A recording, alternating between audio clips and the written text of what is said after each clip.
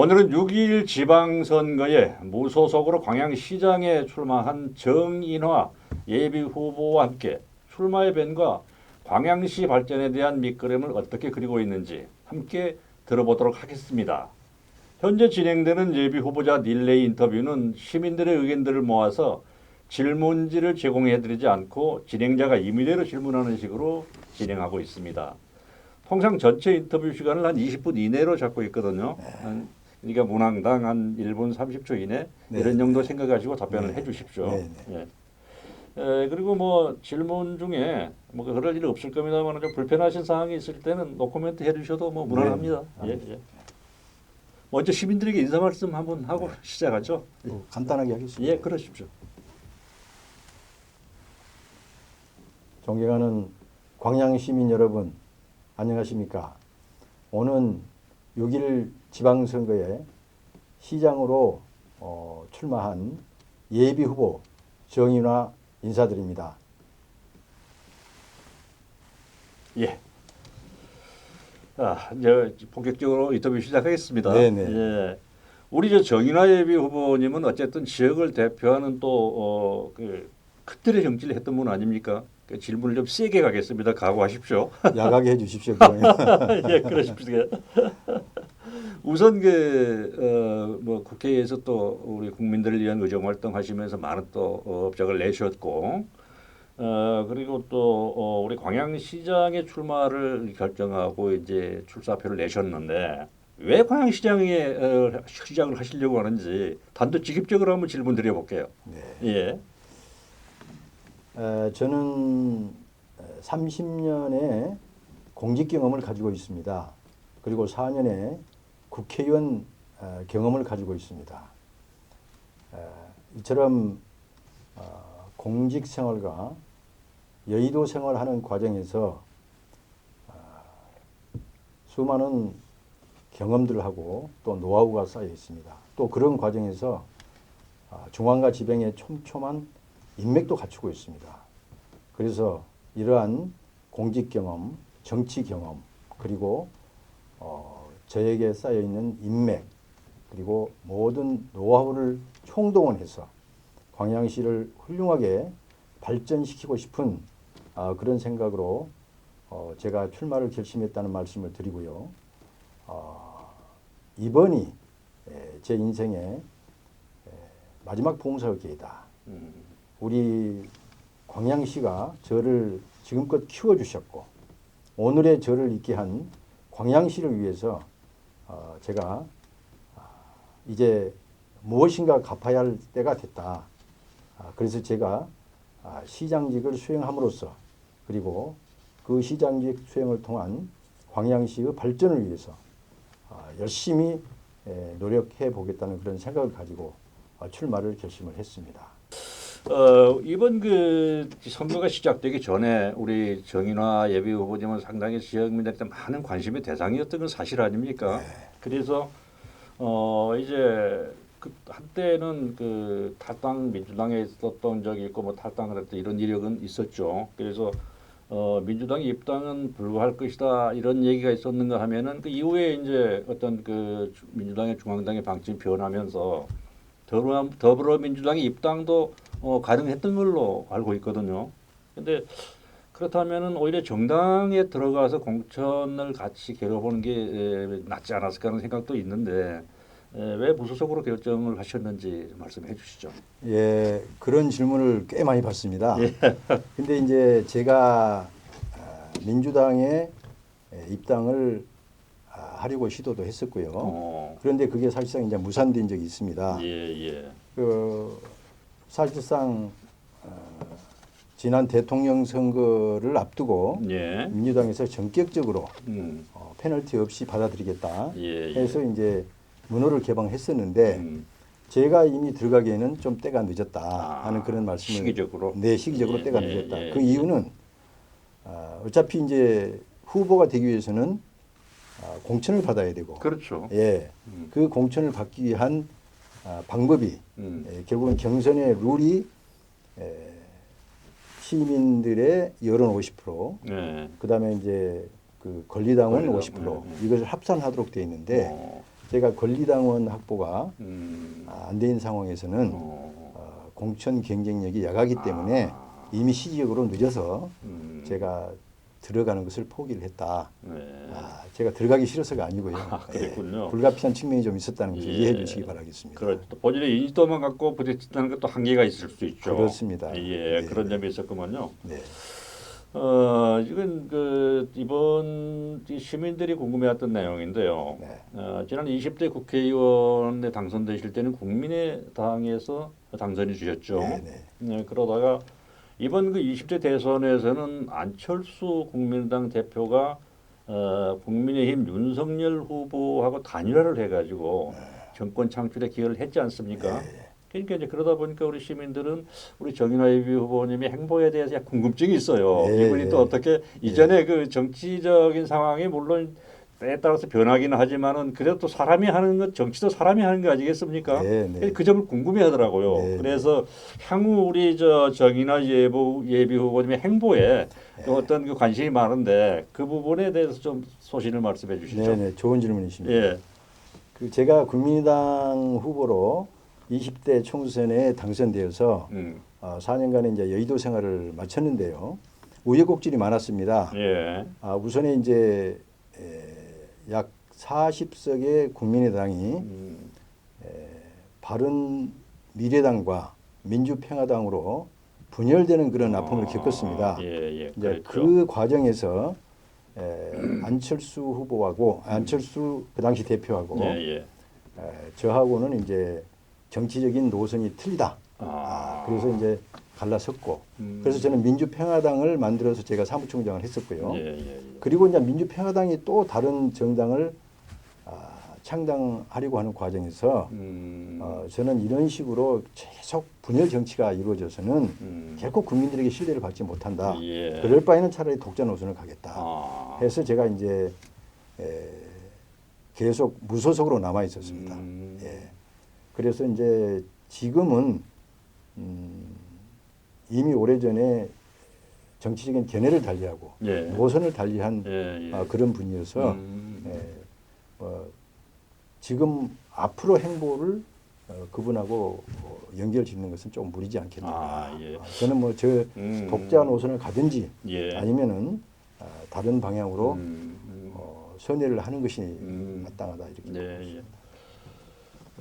혹 이번에 여기 질문 내용에는 없습니다. 혹 이번에 시장에 당선이 되신다면 민주당으로 다시 복당을 할 수 있는 점도 뭐 염두에 둘 수 있겠네요. 그러면. 네, 제가 만약에 이 당을 선택한다면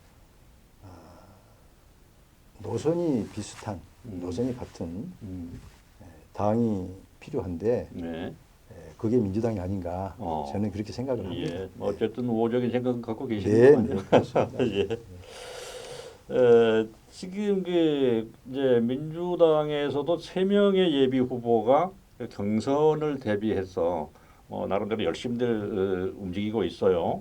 그런데 국회의원을 지내 보셨고 하셨지만 아무래도 정당 아까 우리 민주당이 입당을 했을 때 권리당원 확보 뭐 이런 문제가 걸렸었다고 했는데 기존의 정당 정치에서는 정당에 소속돼 있는 당원들의 관계 이런 것들이 좀 끈끈하게 연결되어 있잖아요.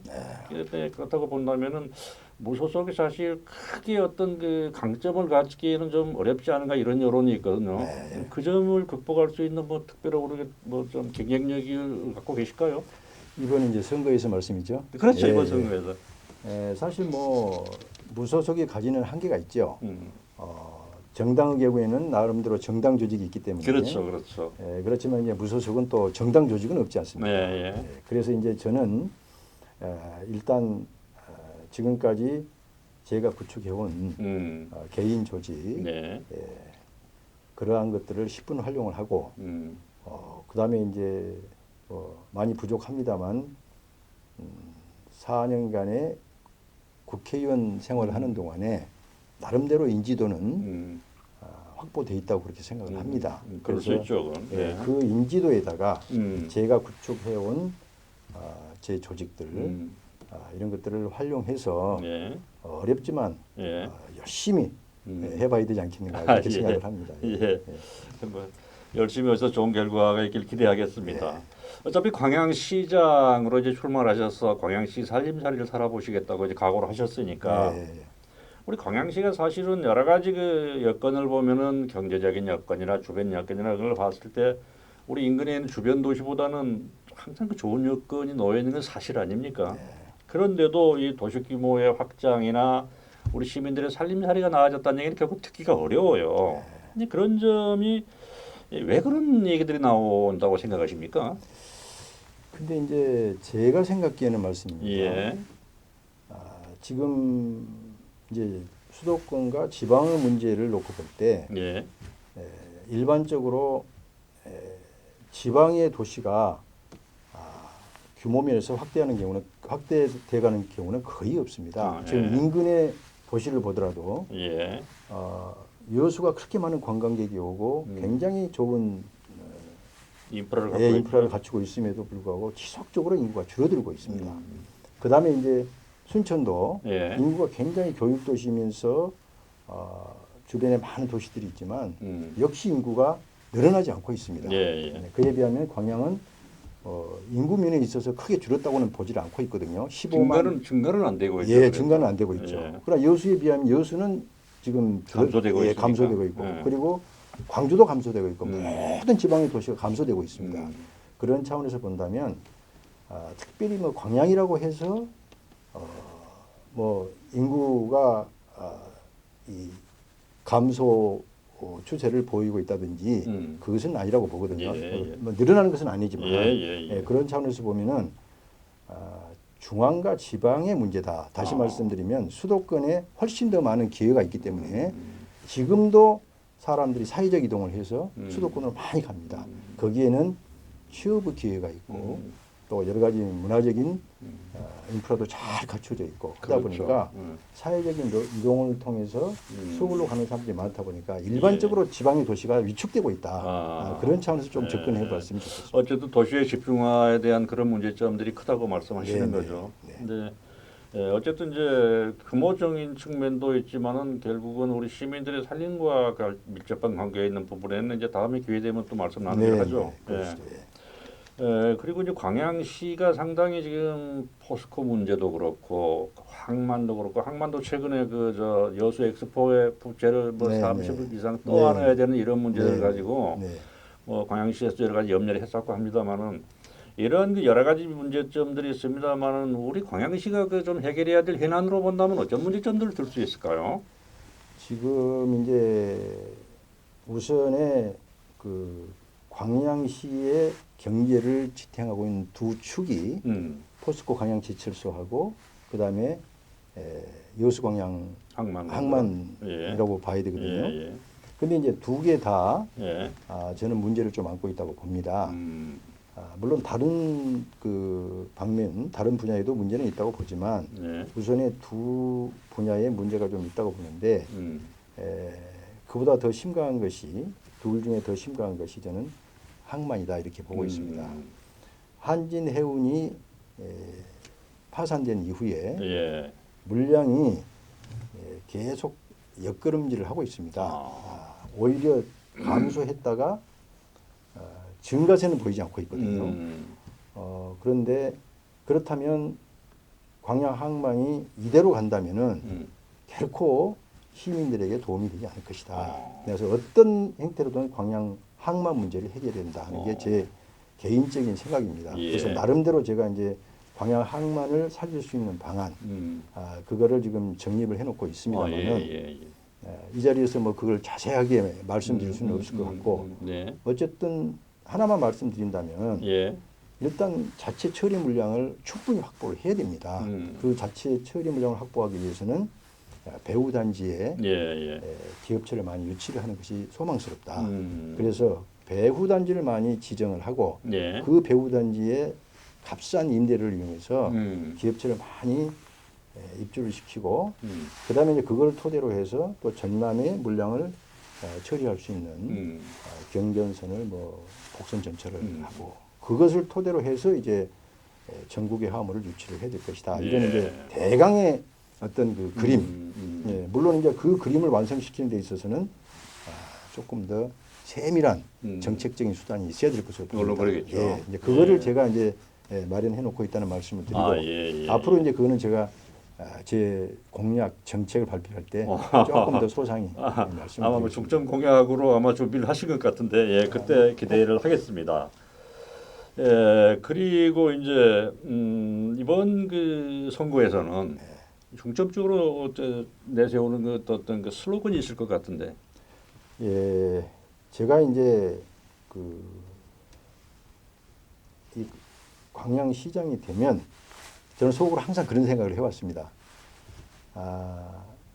시민 전체를 위한 시정을 펼쳐야 되고 그리고 시민의 안녕과 행복을 반드시 지켜줘야 된다. 네. 이런 생각을 가지고 있다 보니까 소위 말해서 우리 광양 시민이 태아에서부터 노인에 이르기까지 네.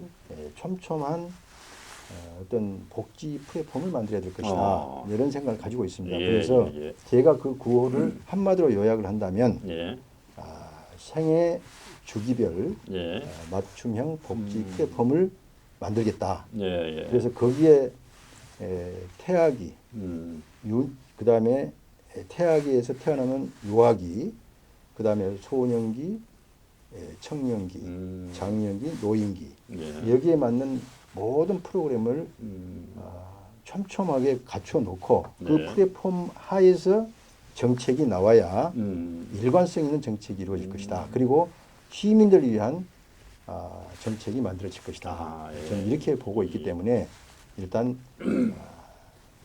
그렇게 좀 구호를 구태여 구호로 따진다면 생애 주기별 맞춤형 복지 프로그램. 그걸 우리 정예비 후보님이 프랑카드에다 좀 건 적이 있었나요? 제가 어디가 본 것 같은데 그래요. 아니요. 다른 데서 봤는 모양이다. 한 번도 제가 한 적은 없고 이제 뭐 생애 주기별 이런 표현은 있지만 맞춤형 복지 플랫폼이라는 표현은 제가 이제 처음 기대해 보겠습니다. 지금 그 9번 문항은 아까 말씀을 하셨어요. 발전에 대한 청사진은 말씀하셨기 때문에 넘어가겠습니다. 그래서 지금 그 우리 광양이 보면은 어떻게 보면 이 참 바람직하지 못한데 양분이 돼 있어요. 도시의 그 형태 때문에 그런 거죠. 저 산업화 도시고 여기는 그렇습니다. 우리는 어떻게 보면 그 구도심권이고. 그렇습니다. 이런 것 때문에 이제 뭐 참 그 뭐 서부 광양, 뭐 동부 광양 이런 얘기도 나오는데 상대적으로 지금 광양읍, 즉 서부권이라고 하는 광양읍이 뭐 좀 개발에 뒤처져 있다. 뭐 최근에는 아파트를 못 짓다고 뭐 여기저기 뭐 공사를 하고 합니다만 어쨌든 시민들이 봤을 때는 소외감을 느끼고 개발에 뒤처져 있다 이런 그 평가를 하고 있거든요. 이에 대해서 그 시민들에 대한 이러한 불만을 좀 잠재우고 본인만이 어떻게 그 이거를 좀 활성화시켜 나갈 수 있는 보관이 있을 것 같은데 그래 말씀해 주시죠. 지금 대체적으로 보면요, 제가 이제 광양읍도 다니고 중마동, 금호동, 뭐 광영동 이면 이렇게 쭉 한번 다녀보면 하나같이 시민들 하시는 말씀이 우리 지역이 제일 소외돼 있다 하고 진짜 그렇게 말씀을 하셔요.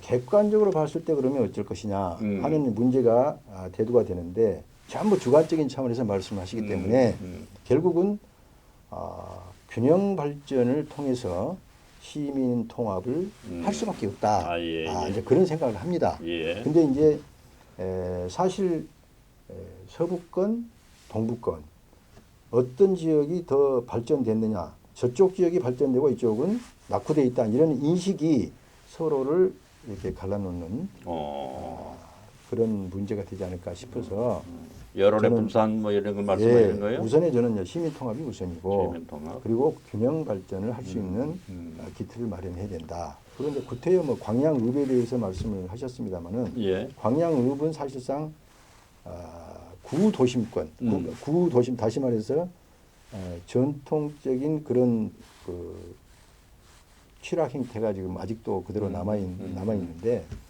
소위 말해서 이쪽은 이제 광양읍이 가지고 있는 또 나름대로 그 특성이 있거든요. 그 도시 특성이 있죠. 그거를 10분 살려줘야 된다. 그래서 그거는 제가 이제 뭐 어떻게 하겠다는 것은 제 영업 비밀인 것 같습니다. 영업 비밀이죠. 네. 그래요. 네. 어쨌든 뭐 활성화시키고 살려보겠다는 보관은 확실히 네. 준비가 된 걸로 그렇게 받아들이겠습니다. 모든 지역을 골고루 살려야죠. 예, 예. 우리가 그 시간을 제가 조금 그 질문을 여유 있게 하다 보니까 시간이 조금 촉박해서 네. 조금 중요 사항이 아닌 거는 좀 간단하게 질문을 답변해 넘어가도록 하겠습니다.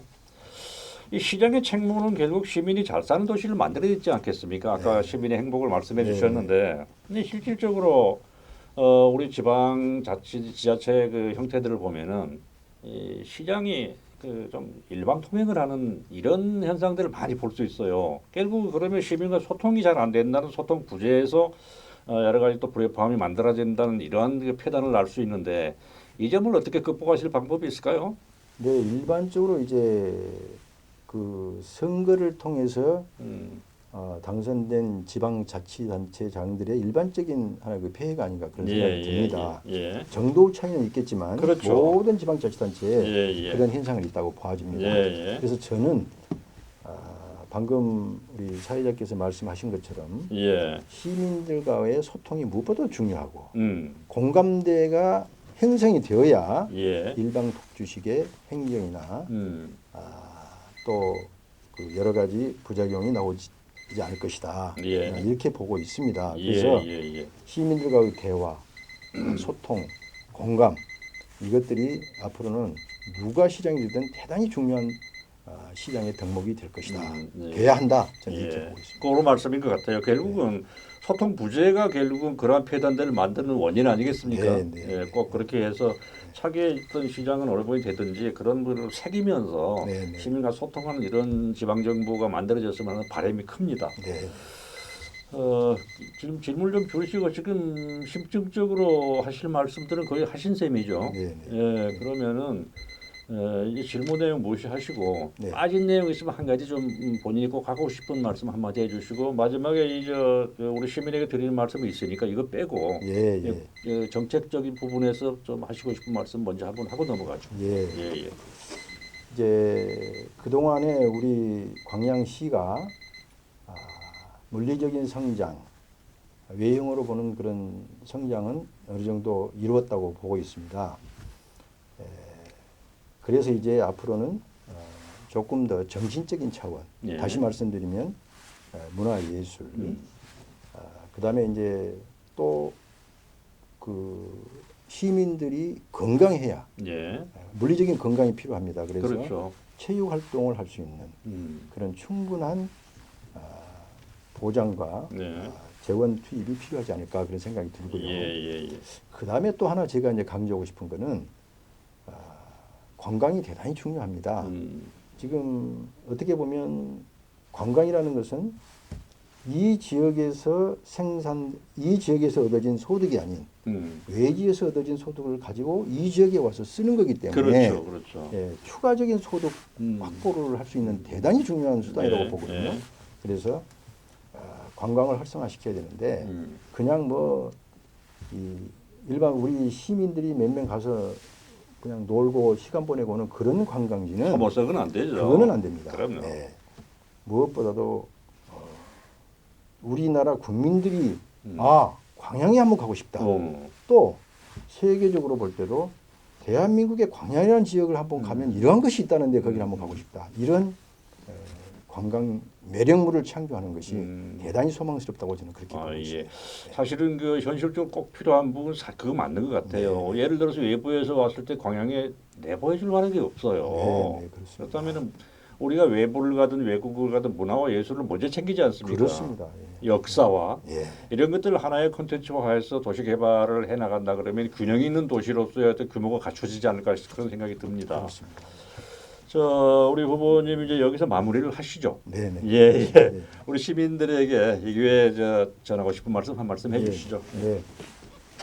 존경하는 광양 시민 여러분, 제가 서두에 말씀드렸던 것처럼 저의 30년 공직 경험과 4년의 국회의원 경험 그리고 제가 구축하고 있는 인맥 그리고 그동안에 쌓은 노하우를 총동원해서 광양시를 크게 발전시키기 위해서 제가 광양시장에 출마했다는 저의 출마 의견을 다시 한번 강조를 드립니다. 이러한 저의 비전 또는 포부를 우리 시민들께서 10분 이해를 해 주시고요. 제가 앞으로 광양시장으로서 시민을 위해서 그리고 광양의 커다란 발전과 성장을 위해서 열심히 게으름 부리지 않고 시민들의 편에 서서 노력할 수 있는 그런 기회를 주시기를 간절히 바라겠습니다. 시민 여러분 결코 실망시켜드리지 않겠습니다. 열심히 하겠습니다. 잘 좀 도와주시기를 다시 한번 부탁드리겠습니다. 예, 오늘은 6.1 지방선거에 무소속으로 광양시장 출마를 결정하고 출사표를 던진 정인화 예비후보와 함께했습니다. 감사합니다. 감사합니다. 공감과 소통의 실시간 뉴스. 뉴 미디어 시대를 열어가는 국민톡톡 TV.